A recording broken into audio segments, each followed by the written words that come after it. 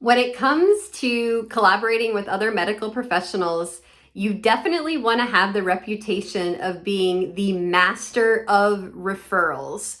And that is both giving referrals and receiving referrals. So let's first talk about how to be a total expert at giving referrals. When you send a patient to a colleague, you always want to give them the backstory.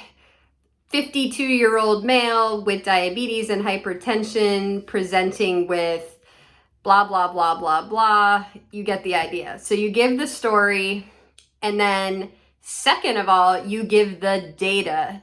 Here is attached is his EKG, his recent lab work, and a chest x-ray.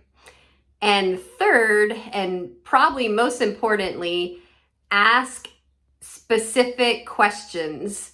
I am sending him to you to find out, do you think he needs to be put on propranolol? Or if you're really not sure of the specific question, just say, I would appreciate your help evaluating, co-managing, treating with me instead of me. Just be very clear what you want. Do you want to manage the patient together, have them take the lead, etc.? So keep in mind, it's the backstory, the results, the medical data, and the specific question or request of your colleague. Then let's talk about mastering giving or being the receiver of referrals. When you see someone else's patient, for whatever reason they sent them to you, have a great cover letter, sort of thank you template prepared. Thank you, name, for referring name to our practice. I saw them on date, and here is the progress note from the visit. You don't have to write the entire visit out again. That would be terrible. But then you just attach your progress note and you're done.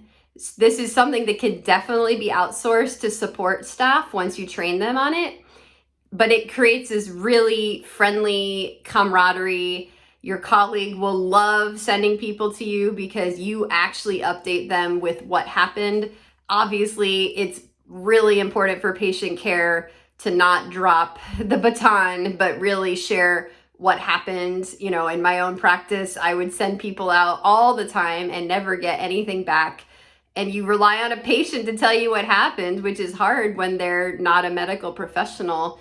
So practice being the master of sending out referrals and also sending out reports to people who referred to you, and you will be very well liked in your medical community.